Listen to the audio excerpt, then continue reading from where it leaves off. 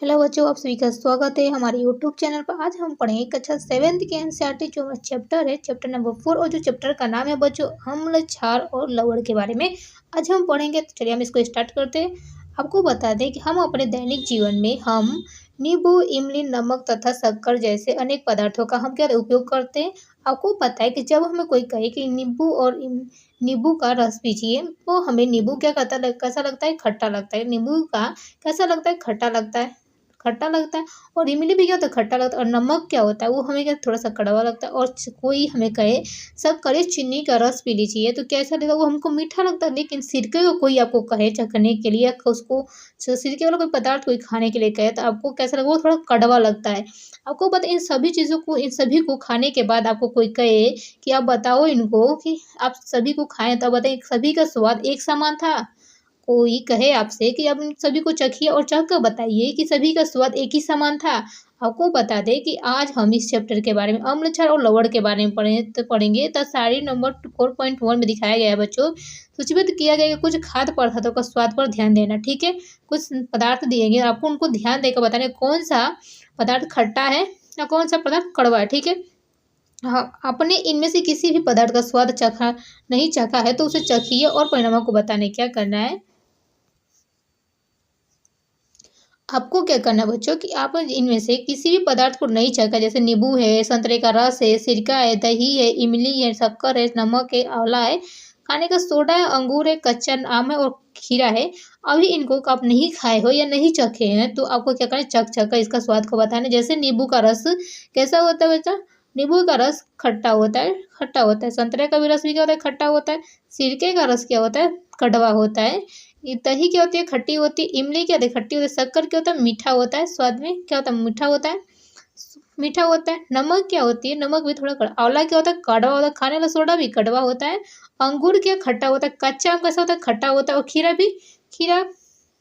खीरा भी खट्टा, खीरा मीठा होता है। ठीक है, एक वार्निंग दी गई, उसको थोड़ा देखते हैं। किसी भी वस्तु को तब तक मत चखिए जब तक कि ऐसा करने से आपके लिए कहा ना जाए। आपको बता दें, कोई वस्तु को कोई दे दिया गया है, आपको जब तक कोई ना कहे तब तक आप उस वस्तु को मत चखिए। ठीक है, किसी भी वस्तु को तब तक स्पर्श न करें जब तक कि ऐसा करने के लिए कोई ना कहा। आप जब तक कोई वस्तु को न छुए, जब तक कोई आपसे छूने के लिए ना कहे बच्चों। ठीक है, आप देखेंगे कि इनमें से कुछ पदार्थ का स्वाद खट्टा, कुछ का कड़वा तथा कुछ का क्या होता है? मीठा था। कुछ का क्या होता है? नमकीन होता है। आपको बता दें कि जितने भी हम पदार्थ दिखाए आपको चखने के लिए, साड़ी नंबर 4.1 में दिखाए हैं कि जो भी पदार्थ होते हैं उनमें से कुछ पदार्थ क्या होते हैं? कुछ पदार्थ का स्वाद क्या होता है? खट्टा होता है, कुछ का कड़वा होता है, तो कुछ का मीठा होता है और कुछ का नमकीन होता है। ठीक है, अब बूझो सोचता है कि क्या मैं सभी पदार्थों का स्वाद ज्ञात करने के लिए उन्हें चख सकता हूँ? बूझो सोचता है कि जो पदार्थ दिए गए हैं, क्या करना, जितने भी फल, फ्रूट, मिठाई सब कुछ दिए गए, उनमें से क्या करता है? वो सोचता है कि सारे पदार्थ को हम क्या चख सकते हैं, उनका स्वाद को चख सकते हैं। पर पहली कहती नहीं, तुमने चेतावनी नहीं पढ़ी। पहली कहती है कि तुमने क्या चेतावनी नहीं पढ़ी? हमें ज्ञात अज्ञात पदार्थों जिनको हम नहीं जानते उनको हमें नहीं चखना, और ना ये हमें हानि पहुंचा सकते हैं। आपको बता दें, जिनके बारे में हम नहीं जानते क्या करना, उनको पहली कहते बूझो। जिनके बारे में तुम नहीं जानते उनके बारे में क्या करना, आपको नहीं चखना है। और नहीं आपको उससे हानि, अब नहीं तो हमें क्या होगा? उससे हानि पहुंच जाएगी। ठीक है, मान लीजिए कोई कह दे कि ये पदार्थ आपको नहीं पता है, उसके बारे में आप नहीं जानते, लेकिन आप उसको खा लेते हैं, तो क्या होता है? आपका कोई शरीर, आपको बुखार पड़ जाते हैं या पेट गदस्त होने लगता है। हाँ, इसीलिए कोई जब तक न कहे तब तक उस पदार्थ को मत खाइए, ना चखिए। ठीक है, तो हमारा अगला टॉपिक अम्ल और क्षार के बारे में पढ़ेंगे। ठीक है, अम्ल और क्षार के बारे में पढ़ेंगे। आपको बताया था दही, नींबू का रस, संतरे का रस तथा सिरके का स्वाद खट्टा होता है। आपको बता दें बच्चों, आपने कभी दही, नींबू का रस और संतरे का रस या सिरके का स्वाद जो चखे होंगे तो आपको खट्टा लगा होगा। खट्टा लगा। आपको बता, इन पदार्थों का स्वाद खट्टा इसलिए होता है क्योंकि उसमें अम्ल एसिड होते हैं। आपको बताते हैं जो पदार्थ खट्टा लगता है वो किस कारण खट्टा लगता है बच्चों? वो खट्टा इसलिए लगता है जिस क्या होता है, उसमें अम्ल मौजूद होता है। ऐसे पदार्थ की रासायनिक प्रकृति कैसी होती है? अम्लीय होती है। ऐसे पदार्थ की रासायनिक प्रकृति कैसी होती है? अम्लीय होती है। एसिड शब्द की उत्पत्ति, जो एसिड शब्द है उत्पत्ति वो एसियर से हुई। आपको बता दें, जो एसिड शब्द है वो लैटिन शब्द के जो एसिड शब्द है बच्चों, उसकी उत्पत्ति लैटिन शब्द एसियर से हुई है, जिसका अर्थ होता है खट्टा। एसिड शब्द की जो उत्पत्ति लैटिन शब्द एसियस हुई है, जिसका अर्थ होता है खट्टा। आपको बता दें कि इन पदार्थों में पाए जाने वाले अम्ल को प्राकृतिक अम्ल होते हैं। अम्ल पाए जाने वाले अम्ल क्या होते हैं? प्राकृतिक अम्ल होते हैं। आपको बता दें खाने का सोडा कैसा होता है? आपको कोई कह दे कि खाने का सोडा को चखिए, तो क्या इसका स्वाद खट्टा है? यदि नहीं तो इनका स्वाद कैसा है? आपको बता दें, अगर आपको कोई कहे कि खाने वाला सोडा क्या अपने जीभ पर रखकर चखना है, ठीक है। यदि आपको चखेंगे तो आपको कैसा उसका स्वाद लगेगा? खट्टा है या यदि नहीं तो इसका स्वाद कैसा होता है, ठीक है। क्योंकि इसका स्वाद खट्टा नहीं है। आपको बता दें, कोई चखने के लिए कहे तो बेकिंग सोडा का स्वाद खट्टा नहीं होता, ठीक है। जिसका मतलब है कि इसमें अम्ल नहीं है। अगर कोई पदार्थ खट्टा है तो उसमें अम्ल है, अगर कोई पदार्थ खट्टा नहीं है तो उसमें क्या अम्ल नहीं है?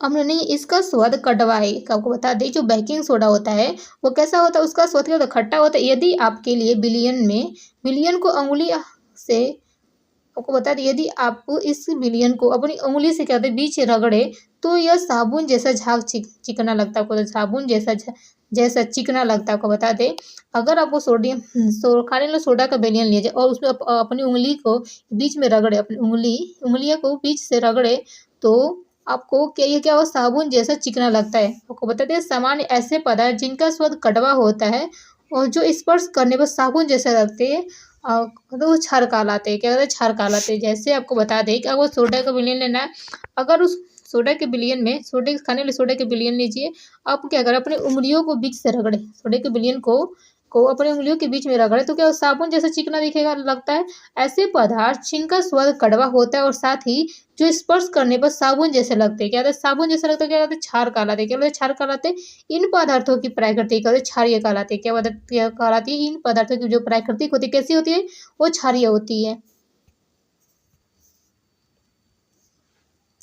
यदि हम किसी पदार्थ को चख नहीं सकते तो हमें इसकी प्रकृति कैसे ज्ञात हो? अगर हम बता दें कि आपको किसी पदार्थ को तो आप बता सकते हो वो पदार्थ खट्टा है या कड़वा या अम्ल या क्षार है, लेकिन किसी पदार्थ को आपको चखने से मना कर किया जाए और आपको बताना हो कि अम्लीय है कि क्षारीय है, इसको कैसे आप बताएंगे? ठीक है।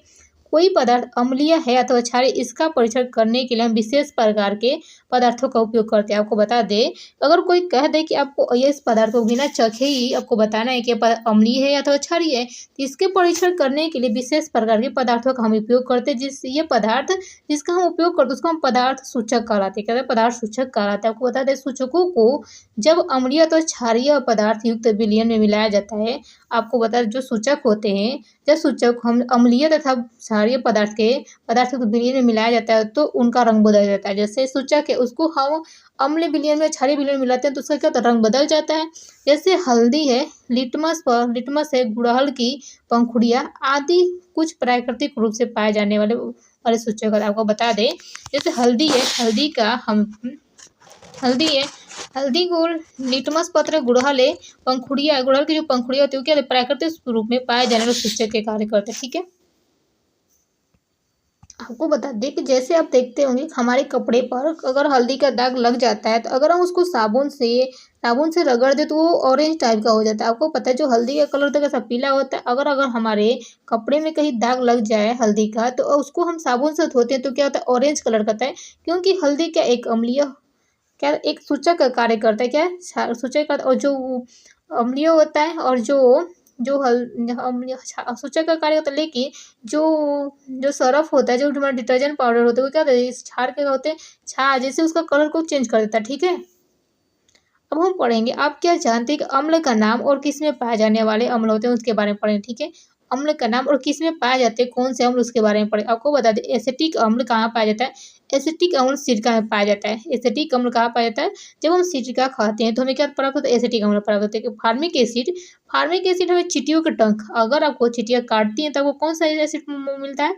फार्मिक एसिड मिलता है। ठीक। अब साइट्रिक एसिड कहाँ होता है? साइट्रिक अम्ल कहाँ होता है? ये कुल नींबू या फल जैसे खट्टे वाले फल में क्या होता है? साइट्रिक अम्ल पाया जाता है। जैसे नींबू है, नींबू संतरे में क्या होता है? साइट्रिक अम्ल पाया जाता है। ठीक है। लैक्टिक अम्ल कहाँ पाया जाता है? लैक्टिक अम्ल दही, जब हम दही खाते हैं तो कौन सा एसिड को ऑब्जर्व करते हैं?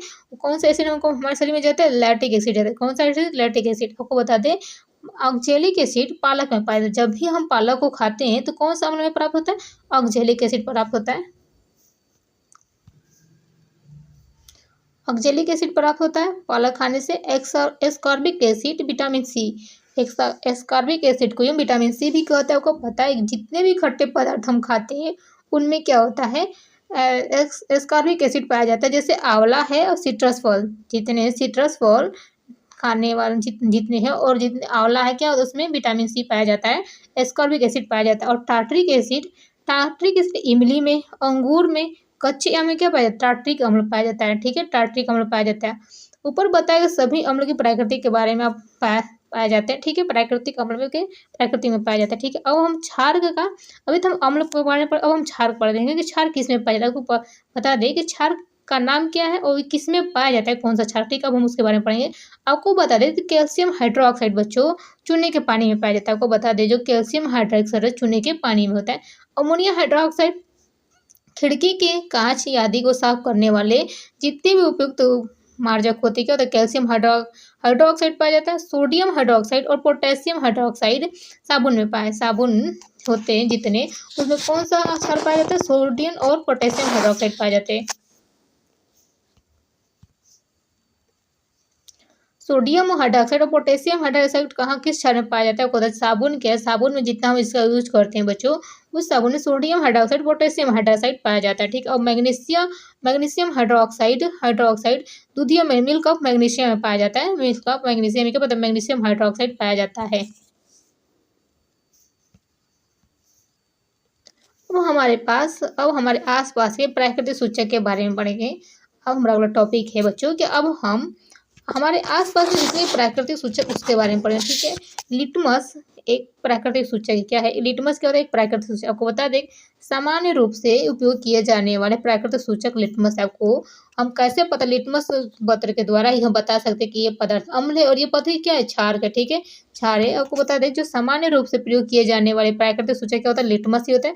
इसको बता दें इसमें इसे लाइकेन के निष्कासित किया जाता है। इससे लाइकेन से जो लिटमस पत्र होता है वो किससे बनता है, लाइकेन से क्या होता है, बनता है। ठीक है, आसुत जल में इसका रंग माव या नीलसोड़ होता है। इसका रंग माव या नीलसोड़ होता है जब इसे हम अम्लीय विलयन में मिलाया जाता है। जैसे आपको बताते अम्लीय विलयन में लाल लिटमस, अरे अम्लीय विलयन में जब हम लाइकेन अम्लीय विलयन मिलाया जाता है तो यह लाल हो जाता है। जैसे लिटमस पत्र को हम यूज करते हैं, अगर उसे अम्लीय विलयन में मिलाते हैं तो क्या होता है, लिटमस जो पत्र होता है, लिटमस पत्र क्या होता है, लाल हो जाता है। जब हम इसको लिटमस पत्र को क्षारीय विलयन में मिलाते हैं तो नीला हो जाता है। आपको बता दें कि जैसे ही हम लिटमस पत्र को अम्लीय विलयन में डालते हैं तो कैसा होता है, लाल हो जाता है। और जब हम अम्लीय क्षारीय विलयन में लिटमस पत्र को डालते हैं तो कैसा होता है, नीला हो जाता है।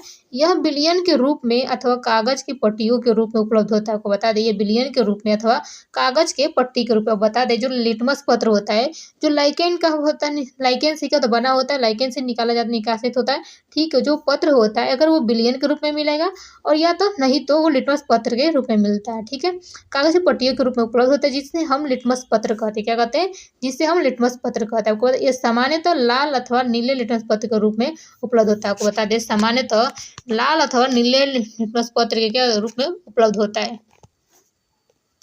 आपको बता दें ये क्या है, लाइकेन का पौधा होता है। ये लाइकेन क्या होता है, लाइकेन से ही लिटमस पत्र का निर्माण होता है। लाइकेन से ही लिटमस पत्र दो प्रकार के होते हैं, एक तो लाल होगा ये तो नहीं तो नीला होगा। तो किस रूप में पाया जाता है, लिक्विड रूप में होता है, पत्र के रूप में पाया जाता है। ठीक है, अब इसको कैसे चेक करेंगे कि ये पत्र पर हम कौन सा विलयन डालने पर नीला हो जाएगा, कौन सा विलयन डालने पर लाल हो जाएगा, उसके बारे में देखते हैं। क्रियाकलाप 4.1 में देखते हैं कि प्लास्टिक किसी प्याले या कटोरे या प्रखनली में नींबू का रस लेकर थोड़ा सा पानी मिलाना है। आपको बता दें आपको क्या करना है, आपको चेक करना है कि कौन सा विलयन क्षारीय कौन सा विलयन अम्लीय है। तो उसके बारे में आपको इसको चेक करने के लिए आपको प्लास्टिक की प्याले लेना है, उसको या कटोरा हो या प्रखनली हो तो उसमें क्या नींबू का रस लेकर थोड़ा सा पानी मिला देना है। आपको बता दें एक ड्रॉपर की सहायता से उपयुक्त विलयन की एक बूंद को लाल लिटमस पत्र पर डालना है। आपको बता दें जो ड्रॉपर है, ड्रॉपर की सहायता से आपको क्या करना है, इस बूंद को जो नींबू का रस का विलयन है उस बूंद को लाल लिटमस पत्र पर एक ड्रॉप की सहायता से डालना है, एक बूंद डालना है। क्या करना है, एक बूंद डालना। ये लिटमस पत्र की परीक्षण करते हुए कुछ बच्चे देखिए क्या करते हैं, नींबू का रस को एक लाल लिटमस पत्र पर डालते हैं, क्या इसके रंग में कोई परिवर्तन होता है? इस परीक्षण को नीले लिटमस पत्र के सहायता से के साथ दोहराना है, ठीक है। नोट कीजिए कि क्या रंग में कोई परिवर्तन होता है। आपको बता दें कि इस क्रियाकलाप को निम्नलिखित पदार्थों को दोहराना है, ठीक है। इसी क्रियाकलाप को निम्नलिखित पदार्थों के साथ करना है, दोहराना को। तो नल नलके का पानी, अपमार्जक का घोल, डिटर्जेंट का घोल, वातित पेय पदार्थ, साबुन का विलयन, शैम्पू तथा शैम्पू, सामान्य नमक का विलयन, शर्करा का विलयन, सिरके बेकिंग सोडे का विलयन,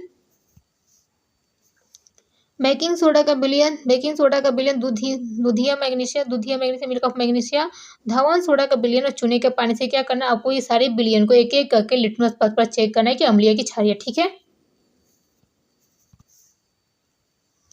आपको पता है चूने के पानी बनाने के लिए किसी बोतल में चूने की कुछ मात्रा पानी में घोलना है। आपको पता है चूना का पानी नहीं मिले तो आपको क्या करना है, चूना लेकर किसी बोतल में उसको डालो, उसमें पानी में घोल देना, ठीक है। विलयन को भली भांति हिलाकर कुछ देर रख देना है, रखना है, कुछ देर रखना है, रखा रहने दीजिए, ठीक है। अब वो बोतल के ऊपरी भाग से कुछ द्रव को किसी बर्तन के निथार लीजिए, ठीक है। द्रव को चूने के पानी कहते हैं, ठीक है। जो द्रव ही है चूने का पानी होता है, ठीक है। अब हम परीक्षण सारणी में देखेंगे 4.2 में नोट करना, ठीक है। परीक्षण विलयन में लिटमस पत्र का प्रभाव, नीले लिटमस पत्र और निष्कर्ष का प्रभाव, ठीक है। जो हमें निष्कर्ष पर तो हम देखेंगे कि परीक्षण करेंगे, उस परीक्षण में देखेंगे लिटमस पत्र का प्रभाव, जो लाल लिटमस पत्र का जो प्रभाव उसको लिखेंगे, और नीले लिटमस पत्र का प्रभाव इस कॉलम में लिखेंगे, और इसका जो निष्कर्ष और निकलेगा उसके बारे में निकलेगा, ठीक है। क्या आपकी सूची में कुछ ऐसे विलयन जिनका लिटमस पत्र पर कोई प्रभाव नहीं पड़ा, इन पदार्थों का नाम क्या हो, लिखेंगे। आपको बता दें, जैसे ही आप लिटमस पत्र पर रखते हैं, अगर लिटमस पत्र जो होता है वो लाल हो जाता है तो अम्लीय होता है, और नीला हो जाता है तो वो क्षारीय होता है, ठीक है। आपको तो ये पता है, लेकिन कोई ऐसे पदार्थ होगा, कुछ विलयन होंगे जिनका लिटमस पत्र पर कोई प्रभाव ही नहीं होता, इन पदार्थों का नाम क्या लिखेंगे। आपको ऐसे विलयन जो लाल अथवा नीले लिटमस पत्र पर परिवर्तित नहीं करते उसे उदासीन विलयन कहते हैं। आपको बता दें, ऐसा विलयन जो लाल तथा नीले लिटमस पत्र के रंग का जो रंग होता है उसको परिवर्तित नहीं कर चेंज नहीं कर पाते हैं, तो उस विलयन को उदासीन विलयन कहते हैं, उदासीन विलयन कहते हैं। ऐसे पदार्थ न तो अम्लीय होते हैं ना ही क्षारीय होते, ठीक है। आपको क्या होते हैं, क्षारीय होते हैं, उनको क्या लिखेंगे, उदासीन विलयन कहते हैं, ठीक है। अब हमारा अगला टॉपिक है हल्दी। एक क्या है, एक अन्य प्राकृतिक सूचक। हल्दी भी क्या है, एक प्राकृतिक सूचक के रूप में कार्य करता है। जो हमारे घरों में जो हल्दी का हम उपयोग करते हैं, क्या एक प्राकृतिक सूचक के रूप में कार्य करता है। हल्दी के बारे में क्रियाकलाप करते हैं, ठीक है। आपको क्या करना है बच्चों, 1 चम्मच हल्दी पाउडर लीजिए, उसमें थोड़ा सा जल मिलाकर पेस्ट बनाइए। आपको अपने घर से 1 चम्मच हल्दी का पाउडर लेना है, उसमें क्या करो, थोड़ा सा जल मिलाकर उसका पेस्ट बना लेना, ठीक है। स्याही सोखता, जो स्याही सोखने वाले ब्लॉटिंग पेपर होते हैं या फिल्टर पत्र पर हल्दी का पेस्ट लगाकर हल्दी पत्र बनाइए। आपको बता दें क्या करना है, सोखता स्याही की जो सोखने वाली होती है या फिल्टर पत्र पर क्या करना है, आपको हल्दी का पेस्ट लगाकर हल्दी पत्र बनाइए और उसे सुखा दीजिए। क्या करना, धूप में ले सुखा दे। हल्दी पत्र पर पतली पतली पट्टियाँ काट लीजिए। अब हल्दी पत्र की जो हल्दी पत्र बनाए थे उस पत्र को पतली पतली क्या पट्टियाँ काट लीजिए, ठीक है। हल्दी पत्र की पट्टी पर 1 बूंद साबुन का विलयन डालना है। आपको बता दें, जो पत्र बनाए हैं उस पत्र पर हम हल्दी पत्र पर एक बूंद साबुन का विलयन का डाल देंगे। आप क्या देखते हैं कि इस प्रकार साड़ी 4.3 में दिए गए विलयनों का परीक्षण कीजिए और परीक्षणों को साड़ी तथा उनके नोट करना। आपको बता दें कि आप अन्य पदार्थों के विलयनों में परीक्षण कर सकते हैं। आपको बता दें कि दिखाया गया है कि आपको पहले नींबू का रस भी ले सकते, संतरे का रस भी ले, सिरका भी ले सकते, दूधिया मैग्नीशियम, खाने का सोडा, चूने का पानी और शर्करा तथा नमक भी क्या कर सकते, इसका परीक्षण कर सकते हैं कि अम्लीय की क्षारीय, ठीक है। हल्दी के प्रभाव पर विलयन का प्रभाव का, हल्दी के जो पत्र बने थे उससे हम नींबू का रस का भी चेक करेंगे, संतरे का रस भी चेक करेंगे, हल्दी पत्र से सिरके का रस का भी चेक करेंगे, हल्दी पत्र से दूधिया मैग्नीशियम का भी चेक करेंगे क्या, और खाने का सोडा का भी चेक करेंगे, चूने का पानी का भी चेक करेंगे, शक्कर का भी चेक करेंगे, नमक का भी चेक करेंगे, ठीक है। इसमें देखिए कि एक आप अपनी माताजी के जन्मदिन पर आपको आप अपनी माताजी के जन्मदिन पर उनके लिए एक विशेष बधाई पत्र बना सकते हैं। आपको पता है आपकी मम्मी का बर्थडे, तो आप क्या करेंगे, उनके बर्थडे पर देने के लिए एक बधाई पत्र बनाते हैं। बधाई पत्र आपको बताते हैं, सारे सफ़ेद कागज की शीट हल्दी पेस्ट लगा। आपको बता दें, जितने भी आपके पास कुछ हाथ से बनाए हुए कुछ सामान को देना चाहते हैं अपनी मम्मी को, तो आपको क्या करना है, आपको सादे पेपर जो सादे कागज होते हैं उनको क्या करना है, सादे कागज पर हल्दी का पेस्ट लगाइए और सूखा लीजिए। क्या करना है, हल्दी सादे जो सिंपल कागज सादे कागज होंगे उन पर हल्दी का पेस्ट लगाकर उस पर क्या करना है, सूखा लेना है और रुई के धागे की सहायता से इसे चूने के पानी की एक खूबसूरत फूल बनाइए। आपको बता दें रुई की फागे की सहायता से एक चूने की पानी का खूबसूरत फूल बनाइए। आपको क्या सुंदर पत्र मिलेगा, आपको एक सुंदर पत्र मिलेगा। जैसे आप देखते हैं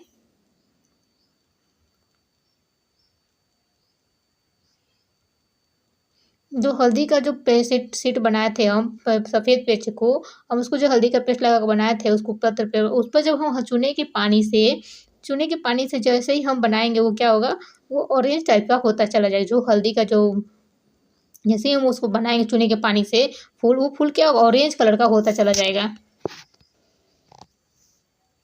जैसे इस फिगर में दिखाया गया है, जो पेपर हम सफ़ेद पेपर लेते हैं उस पेपर पर हल्दी का पेस्ट हम कलर करते हैं। उसके बाद जब वो सूख गया तो उसको हम क्या किया, उस पर चूने के पानी की सहायता से हम उस पर फूल बनाने लगे। वो जो फूल जो बन रहा था वो कैसा बन रहा था, वो ऑरेंज कलर का बना था। कैसा बना था, ऑरेंज कलर का बना था।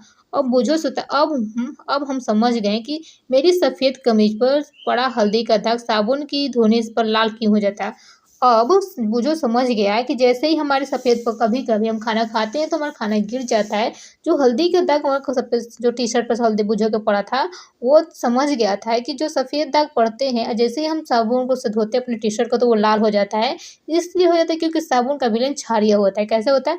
साबुन के संपर्क में आते ही जो हल्दी का जो दाग होता है वो कैसा होता है? क्षारीय हो जाता लाल हो जाता है। किस कारण होता है? साबुन में, क्योंकि जो साबुन क्या एक क्षारीय पदार्थ है। ठीक है? अभी तक तो हम हल्दी के सूचक प्राकृतिक सूचक के बारे में पढ़े थे। अब हम सूचक के रूप में गुड़हल का यूज करेंगे। गुड़हल के फूल पुष्प का यूज करेंगे। ठीक है, आपको बता दें क्रियाकलाप 4.3 में देखते हैं। 4.3 गुड़हल के पुष्प की कुछ पंखुड़ियाँ एकत्र करना। आपको बच्चों क्या करना है, गुड़हल के जो पुष्प होते हैं उनके पंखुड़ियों को एकत्र करना, इकट्ठा करना है और उन्हें किसी बीकर में रख दीजिए। क्या करना है, और उसमें थोड़ा सा गर्म पानी मिला दीजिए। आपको बताना है गुड़हल के पुष्प एकत्रित करना है और उन्हें क्या करना है, एक बीकर में रखकर उसमें थोड़ा सा गर्म पानी मिलाना है। ठीक है, आपको बता दें मिश्रण को कुछ समय तक रख देना है ताकि जब तक कि जल रंगीन न हो जाए। आपको बता दें जब तक रखना है तब तक वो जल रंगीन न हो। रंगीन जल को सूचक के रूप में आपको क्या उपयोग करना है। ठीक है, इस सूचक की 5-5 बूंदे सारे आपको बता दें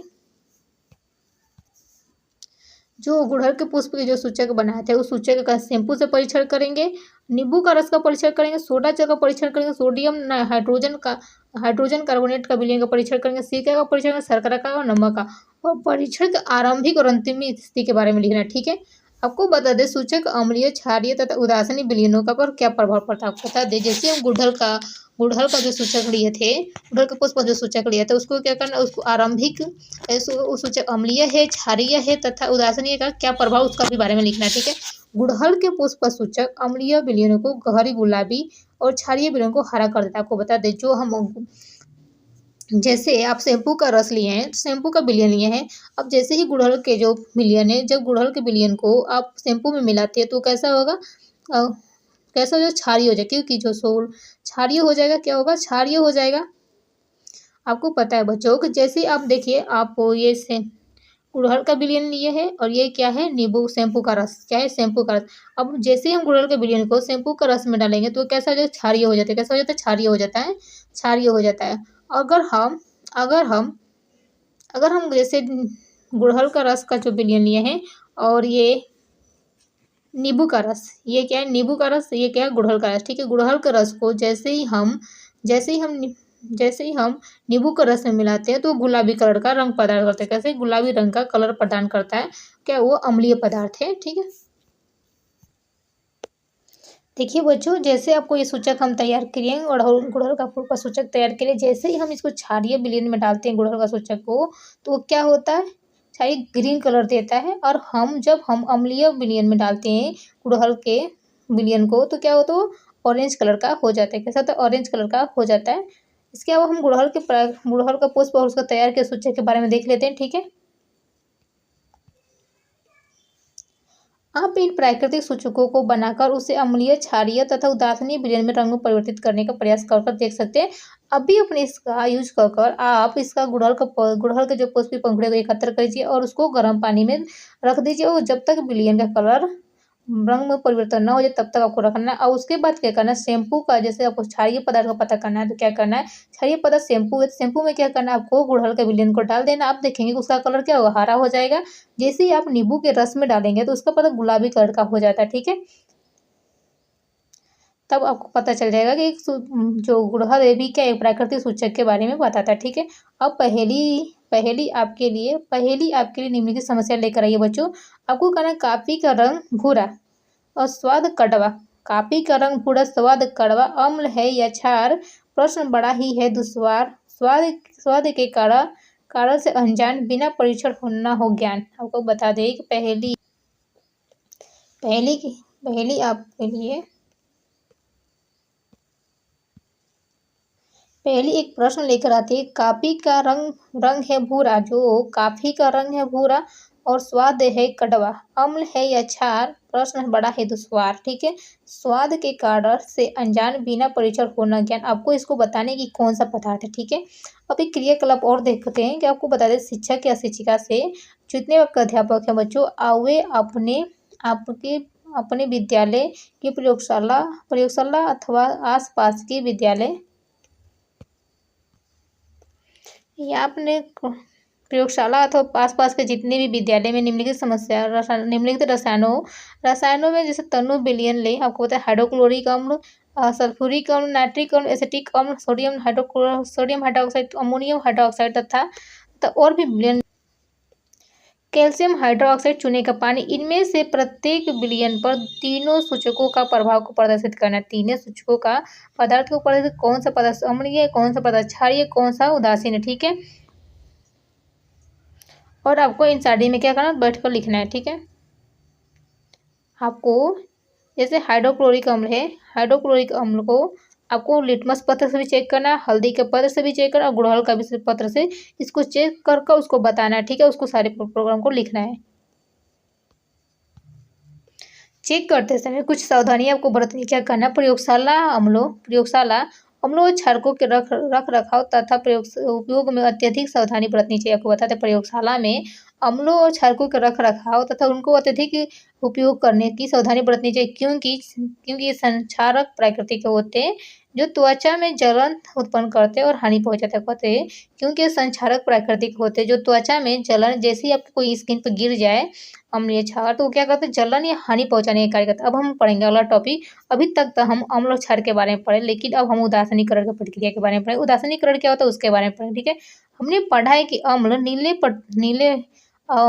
नीले लिटमस पत्र को लाल कर देता है। आपको बता दे जैसे ही हम अम्ल के साथ नीले लिटमस पत्र को डालते हैं तो क्या होता है, वो लाल हो जाता है। क्या होता है, और क्षार क्या होता है, क्षार में जब हम लाल लिटमस पत्र को डालते हैं क्या होता है, नीला हो जाता है।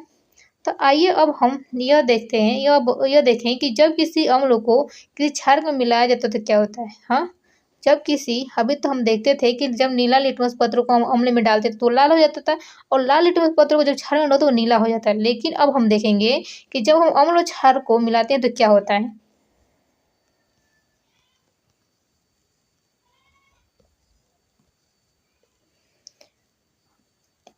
हम उस सूचक का उपयोग करने जा रहे हैं जिसका आपने अभी तक उपयोग नहीं किया है, जिसे हम फिनाप्थलीन कहते हैं। अभी तो हम हल्दी, गुड़हल या लिटमस पत्र के बारे में पढ़े थे, लेकिन अब हम उस सूचक का उपयोग करेंगे जिसका आपने अभी तक उपयोग नहीं किया, नहीं जाना। अब हमारा वो जिस पदार्थ का उपयोग हो गया फिनाप्थलीन है, फिनाप्थलीन के बारे में हम पढ़ेंगे। ठीक है, पहले उसको जानने से पहले क्रियाकलाप करते।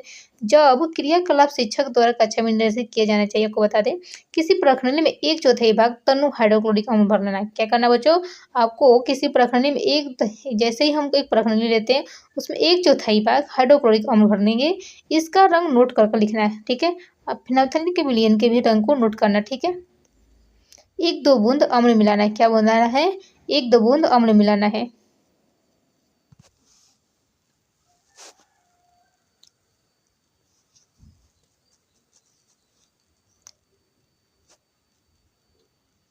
देखिए हाइड्रोक्लोरिक अम्ल लिया, उसमें क्या है थोड़ा सा अम्ल मिलाएंगे और उसको एक बता एक प्रखंडी को धीरे-धीरे हिलाइए। अब क्या आपको अम्ल के रंग में कोई परिवर्तन दिखाई देता है? आपको क्या करना है, प्रखंडी को धीरे-धीरे हिलाएं। क्या आपको उस रंग में कोई परिवर्तन होते दिखाई दिया है? आप देखते हैं कि विलयन आपको अम्लीय विलयन में ड्रॉपर से सोडियम हाइड्रॉक्साइड डालना। क्या करना है आपको? अम्लीय विलयन में आपको बच्चों क्या करना, अम्लीय विलयन में ड्रॉपर की सहायता से सोडियम सोडियम हाइड्रॉक्साइड एक बूंद डालनी है। ठीक है, एक बूंद डालने प्रखंडी को धीरे-धीरे हिलाना है। क्या विलयन के रंग में कोई परिवर्तन होता है? यह विलयन निरंतर हिलाते हुए बूंद बूंद करके सोडियम हाइड्रॉक्साइड विलयन डालना है। तब तक जारी रखना है जब तक कि हल्का गुलाबी न हो जाए। आपको बता दें, अम्लीय विलयन में ड्रॉपर की सहायता से क्या करना है, सोडियम हाइड्रॉक्साइड एक बूंद डालना है, प्रखंडी को हिलाइए। क्या विलयन का रंग में कोई परिवर्तन होता है? अगर यह निरंतर हिलाते हुए बूंद के जो एक-एक बूंद-बूंद करके सोडियम हाइड्रॉक्साइड का विलयन जब तक डालना है बच्चों, जब तक उसका रंग हल्का गुलाबी ना हो जाए। ठीक है, अब हम क्या करेंगे, अब हम इसमें तनु तनु हाइड्रोक्लोरिक अम्ल की एक बूंद मिलाना है। बता दें, जो हाइड्रोक्लोरिक अम्ल है उसकी एक बूंद मिला, आप क्या देखते हैं कि यह विलयन रंगीन हो जाता है। आपको बताते हैं, पुनः यह विलयन रंगीन हो जाता है। फिर इसे सोडियम हाइड्रोक्साइड फिर इसे एक सोडियम हाइड्रोक्साइड की एक बूंद मिलाना है। क्या रंग में कोई परिवर्तन होता है? विलयन के पुनः गुलाबी हो जाता है। आपको बता दें, विलयन क्या होता है, पुनः गुलाबी। इससे यह स्पष्ट है कि जब विलयन क्षारीय होता है तो फिनाइलफ्थलीन का रंग गुलाबी रंग देता है। आपको बताते हैं, जैसे ही आपको ये पता चलता है कि विलयन क्षारीय है तो जो फिनाइलफ्थलीन का रंग हो गया वो गुलाबी होगा। इसके विपरीत जब विलयन अम्लीय होगा तो वो रंगहीन होगा। आपको पता है, जो फिनाइलफ्थलीन का हम यूज कर रहे थे किस लिए कि कोई पदार्थ क्षारीय है तो वो पदार्थ कैसा होगा, गुलाबी होगा। और फिनाइलफ्थलीन विलयन में जैसे ही कोई पदार्थ अम्लीय विलयन होता है तो वो कैसा होता है, रंगीन होता है। ठीक है, जब किसी विलयन में क्षारीय विलयन मिलाया जाता है तो दोनों विलयन एक दूसरे के प्रभाव को उदासीन कर देता है। आपको बता दें, जब किसी अम्लीय विलयन में क्षारीय विलयन मिलाया जाता है तो दोनों विलयन एक दूसरे के प्रभाव को उदासीन कर देते हैं। जब किसी अम्ल अथवा क्षार के विलयन को उचित मात्रा में मिलाया जाता है तो विलयन की प्रकृति न तो अम्लीय होती है ना ही क्षारीय होती है। दूसरे शब्द अम्ल को बता दें, अम्ल तथा क्षार दोनों ही प्राकृतिक लुप्त हो जाती है। इस प्रकार बना विलयन न तो अम्लीय और न ही क्षारीय होता है। ये उदासीनीकरण के तत्काल बाद प्रखंड को स्पर्श करें।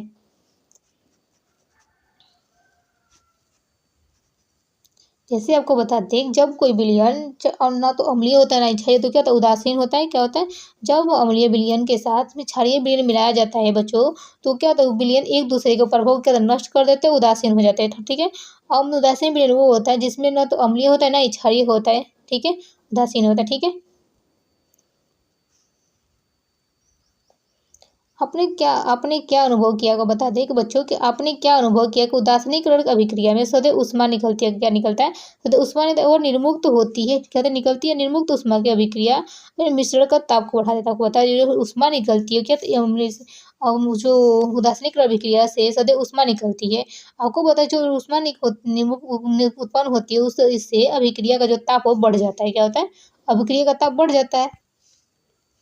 उदासीनीकरण अभिक्रिया में नया पदार्थ निर्मित होता है जो लवण कहलाता है। आपको बताते हैं, जैसे ही अम्ल और क्षार का जब हम रिएक्शन कराते हैं तो कोई ना तो अम्लीय बनता है ना ही क्षारीय बनता है, तो क्या उदासीनीकरण हो जाता है।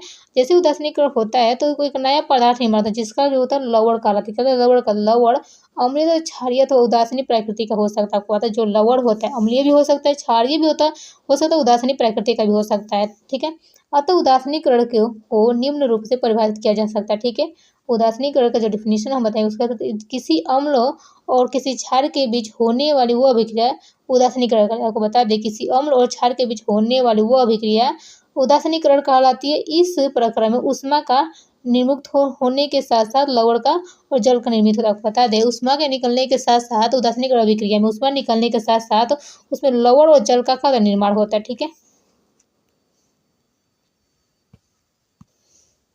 आपको बता दें कि हमने अम्ल वर्षा के बारे में थोड़ा बहुत जानते हैं। आपको बता दें कि जो अम्ल वर्षा के बारे में आप जानते होंगे बच्चों, या सबसे परिचित होंगे। अम्ल वर्षा क्या होता है, अम्ल वर्षा के बारे में सुना होगा। ठीक है, क्या आपने कभी अम्ल वर्षा से क्षतिकारी प्रभाव के बारे में सुना है? आपको पता है कि जितने भी हमारे घर अम्ल वर्षा होती है, कुछ क्षतिकारी प्रभाव के बारे में सुना है। जैसे कि आपको बता दें, जैसे कि नाम से पता चलता है कि वर्षा जल में अम्ल की मात्रा अधिक होती है। अम्ल वर्षा का मतलब, जैसे आपको पता है कि जब वर्षा जल में अम्ल की क्या मात्रा अधिक होती है तो वह अम्ल वर्षा कहलाती है। आपको पता है अम्ल वर्षा क्या होती है? अम्ल वर्षा में जब अम्ल की मात्रा अधिक हुई तो अम्ल वर्षा कहलाती है, ठीक है। वर्षा जल में यह अम्ल कहाँ से आता है? आपको पता है जो वर्षा जल होता है, वर्षा जल अम्ल कहाँ से आता है? वर्षा जल अम्लीय इसलिए हो जाता है क्योंकि कार्बन डाइऑक्साइड, सल्फर डाइऑक्साइड तथा नाइट्रोजन ऑक्साइड जैसी गैसें वायु प्रदूषण के रूप में निर्मित होती है। आपको बता दें जो सल्फर डाइऑक्साइड है, कार्बन डाइऑक्साइड है और नाइट्रोजन है, मैंने क्या जो वायु प्रदूषण के रूप में क्या निर्मुक्त होती है, वह वर्षा जल में घुलकर क्रमशः कार्बनिक अम्ल, सल्फ्यूरिक अम्ल और नाइट्रिक अम्ल बनाती है। आपको बता दें जो कार्बन डाइऑक्साइड, सल्फर डाइऑक्साइड और नाइट्रोजन जैसी गैसें वायु में क्या होता है प्रदूषण का रूप में निर्माण करती है, प्रदूषण का निर्माण करती है। जैसे ही प्रदूषण हुआ सल्फर डाइऑक्साइड और नाइट्रोजन वर्षा जल के संपर्क में आते हैं तो कार्बनिक अम्ल, सल्फ्यूरिक एसिड और नाइट्रिक अम्ल बनाती है और वर्षा अम्ल भवनों, ऐतिहासिक इमारतों और पौधों और जंतुओं की क्षति को पहुंचा सकती है। जैसे ही वर्षा अम्ल आपने देखे होंगे, बड़ी बड़ी जो इमारतें होती हैं, बहुत सी जो पुरानी इमारतें जो हमारे पूर्वजों ने बनवा के गए, उस इमारतों को वर्षा अम्ल के कारण क्या धीरे धीरे क्षति हो रही है। जैसे ताजमहल है, धीरे धीरे क्या क्षति हो रहा है, उसका कलर में चेंज हो रही है। तो किसके कारण है? हमारा प्रदूषण बढ़ता जा रहा है, प्रदूषण के कारण जैसी अम्ला वर्षा होगी, वो प्रदूषण क्या अम्ल वर्षा से संपर्क करके वो अम्ल वर्षा बनाएगा। वो क्या करे, हमारी जो इमारत है, बड़ी बड़ी जो इमारतें, वो क्या धीरे धीरे उसका कलर क्या चेंज होता जा रहा है। जो पहले थी वो धीरे धीरे वैसा नहीं रह गया है, ठीक है। जैसे हम अम्ल और क्षार का रिएक्शन कराते हैं तो क्या होता है? अम्ल और क्षार का रिएक्शन होता है, नहीं जो पदार्थ बनता है लवण बनता है और साथ ही में जल बनता है और क्या उष्मा रिलीज होती है। कहते हैं उसमें अम्ल क्षार का रिएक्शन होता है तो लवण बनता है, जल बनता है और क्या उष्मा रिलीज होती है। आपको बताते हैं निम्नलिखित अभिक्रिया इसका उदाहरण, ठीक है। आपको पता है जैसे सोडियम हाइड्रोक्लोरिक अम्ल HCl को सोडियम हाइड्रोक्साइड के साथ क्या था, HCl क्या है? ये अम्ल है और सोडियम हाइड्रोक्साइड क्या एक क्षारीय पदार्थ है। क्या है? हाइड्रोक्लोरिक अम्ल HCl क्या एक अम्लीय है और सोडियम हाइड्रोक्साइड एक क्षारीय पदार्थ है, ठीक है। जैसे इसका हम रिएक्शन कराते हैं तो सोडियम क्लोराइड बनता है। क्या बनता है? सोडियम क्लोराइड बनता है और साथ में क्या होता है जल का निष्कासन और उष्मा रिलीज होती है। कहते हैं उष्मा रिलीज होती है। आपको बता दें बूझों ने चूने के पानी में तनु सल्फ्यूरिक अम्ल मिलाया। आपको बता दें बूझों ने चूने के पानी में तनु सल्फ्यूरिक अम्ल मिलाया तो यह अभिक्रिया मिश्रण गर्म हो जाएगा और ठंडा होता है, ठंडा है। आपको बता दें कि बूझों ने चूने के पानी को तनु सल्फ्यूरिक अम्ल मिलाया तो अभिक्रिया के मिश्रण में वो गर्म ही हो जाएगा या ठंडा हो जाएगा। आपको बताना, ठीक है। अब हम पढ़ेंगे दैनिक जीवन में उदासीनीकरण के उदाहरण। आपको बता दें कि दैनिक जीवन में उदासीनीकरण के उदाहरण के बारे में पढ़ेंगे, ठीक है। अपाचन हमारा क्या है, इसमें उदाहरण के बारे में देखेंगे। अपाचन पहला टॉपिक है, अपाचन के बारे में देखें, ठीक है। हमारे आमाशय में हाइड्रोक्लोरिक अम्ल HCl पाया जाता है। आपको पता है बच्चों कि जैसे हम आपको स्टमच के बारे में पढ़ाया था, उसमें आपको बताया था कि स्टमच से जो हमारा स्टमच है उसमें क्या है HCl का रिलीज होता है, ठीक है, अम्ल पाया जाता है। आपको पता है अध्याय 2 में हम पढ़ चुके हैं, ठीक है, कि भोजन के पाचन में हमारी सहायता करता है। जो आमाशय में हाइड्रोक्लोरिक एसिड निकलता है वो क्या हमारे भोजन में पाचन में इसका सहायता करता है, लेकिन आमाशय में अम्ल की आवश्यकता से अधिक मात्रा होने पर अपाचन हो जाता है। आपको बता दें जैसे ही थोड़ा सा में ये पाया जाता है तो हमारा पाचन करता है, लेकिन आमाशय में अम्ल की आवश्यकता से अधिक मात्रा होने पर क्या अपाचन भी हो जाता है, ठीक है। अपाचन भोजन नहीं पच पाते। कभी कभी अपाचन काफ़ी कष्टदायक होता है। आपको बता दें कभी कभी जो अपाचन होता है हमारे लिए कभी कभी बहुत कष्टदायक होता है। जब भोजन नहीं पच पाता हमारे लिए क्या तो कभी कभी कष्ट होता है। अपाचन से मुक्ति पाने के लिए हम दूधिया मैग्नीशिया, मिल्क ऑफ मैग्नीशिया जैसे कोई प्रति अम्ल लेते हैं। क्या करते हैं? मिल्क ऑफ मैग्नीशिया जैसे कोई प्रति अम्ल लेते हैं जिसमें मैग्नीशियम हाइड्रोक्साइड होता है। क्या होता है? Magnesium hydroxide. यह अत्यधिक अम्ल के प्रभाव को उदासीन कर देता है। क्या करता है? यह अत्यधिक, जैसे हमारा कोई पेट खराब, हमको उल्टी सेंस में होने लगता है तो क्या करते हैं, पाचन नहीं हो पाता है तो नहीं हो पाता, हमारे भोजन का ठीक से पाचन नहीं हो पाता, हम क्या करते हैं, हम बहुत परेशानी दिए तो हमको उल्टी आने लगी, जी मचलाने लगता है हमारे मन को, ठीक। क्या करते उस समय हमें कोई नींबू पानी जैसे दिया जाता है तो क्या करते हैं, मिल्क मैग्नीशिया जैसे हम कोई बहुत सी पदार्थ को मिलाकर पी लेते हैं, जैसे उसमें क्या होता है मिल्क ऑफ मैग्नीशिया या मैग्नीशियम हाइड्रोक्साइड होता है जो अत्यधिक अम्ल का प्रभाव क्या होता है उदासीन कर देता है। अब हम बढ़ेंगे चींटी के डंक के बारे में। अगला टॉपिक है अपाचन का, चींटी का डंक, ठीक है। चींटी का डंक क्या करता है? जब चींटी काटती है तो त्वचा में अम्लीय द्रव डाल डाल देती है। आपको बता दें, जैसे ही आपको चींटी काटती है तो हमें त्वचा में क्या चींटी से निकलने वाले डंक से कौन सा एसिड पाया, फार्मिक एसिड पाया जाता है। जैसे ही चींटी काटती है तो हमारी त्वचा में अम्लीय द्रव क्या होता है, चला डाल देती है। डंक के प्रभाव को नमी युक्त खाने का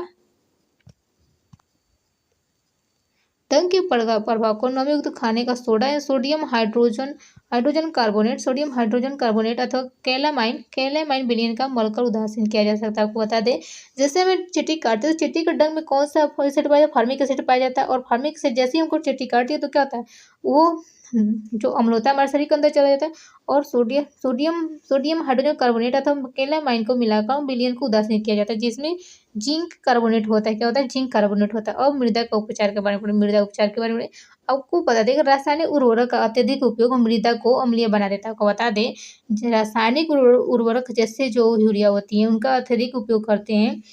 रासायनिक उर्वरकों का जो अत्यधिक उपयोग मृदा को अम्लीय बना देती है।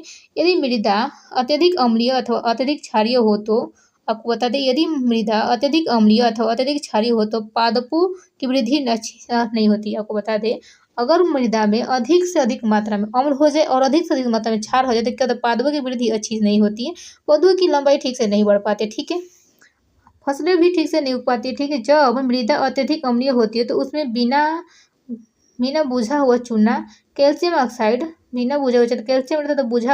कैल्शियम हाइड्रोक्साइड क्षार से उपचारित किया जाता है। आपको बता दें, अगर जब मृदा में अत्यधिक अम्लीय होती है तो उसमें बिना बुझा हुआ चूना कैल्शियम ऑक्साइड अथवा बुझा हुआ चूना कैल्शियम हाइड्रोक्साइड जैसे क्षारकों से उपचारित किया जा सकता है। ठीक है, जब मृदा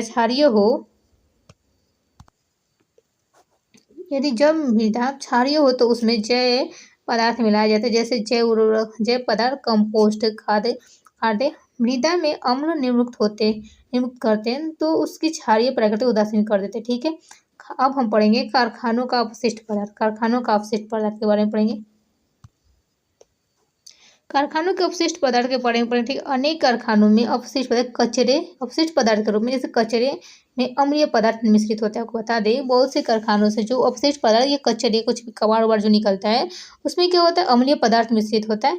ये आपको यदि ऐसे अपशिष्ट पदार्थों को सीधे हम जलाशय या नदियों में बहाने दें, आपको बता दें, जैसे ही अपशिष्ट पदार्थ जो कारखानों से निकलते हैं उन पदार्थों को हम सीधे ही जलाशय या नदियों के में बहाने दिया जाए, विसर्जित किया जाए तो मछली तथा अन्य जलीय जीवों को अम्ल नष्ट कर सकते हैं। आपको बता दें, मछली और अन्य जलीय जीव जो होते हैं क्या कहते हैं, अम्ल को नष्ट कर देते हैं, जीवों को अम्ल नष्ट कर सकते हैं। अतः कारखाने में अपशिष्ट जलाशयों को नदियों में विसर्जित करने से पहले क्षारीय पदार्थ मिलाकर उदासीन किया जाता है। आपको बता दें, आपको कारखानों में जितने भी अपशिष्ट पदार्थ निकालने हैं उसको जलाशय या नदियों में विसर्जित फेंकने से पहले उसमें क्या करना, क्षारीय पदार्थ मिलाया जिससे उदासीन हो जाए। ये उदासीन हो जाएगा तो जितने भी जलाशय में जाएगा, नदियों में जाएगा, वहाँ पर जो जीव जंतु होंगे, रहने वाले जलीय जीव होंगे, उनको क्या नुकसान ना हो। ठीक है, अभी तक बच्चों ने हमने अम्ल, क्षार, लवण के बारे में पढ़ा, उसका दैनिक जीवन में कैसे उपयोग करें, कैसे पहचानेंगे ये पदार्थ अम्ल है, कैसे पता है क्षारीय अम्ल क्षारीय के रिएक्शन के बारे में पढ़े, कौन सा पदार्थ उदासीन है उसके बारे में पढ़ें, प्राकृतिक सूचक के बारे में पढ़ें और उदासीनीकरण की प्रक्रिया के बारे में पढ़ें, समझे कैसा इसका दैनिक जीवन में हमारा उपयोग होता है। तो प्लीज़ वीडियो कैसी लगी, वीडियो अच्छी है तो वीडियो को लाइक, शेयर और सब्सक्राइब करना ना भूलें। साथ में आपको बता, इस टॉपिक से कोई भी क्वेश्चन संबंधित हो जो पूछना हो तो पूछ लीजिए। प्लीज़ आपको टॉपिक में कोई सी चीज़ समझ में नहीं आई हो तो प्लीज़ उसको भी कमेंट बॉक्स में लिख कर बताइए।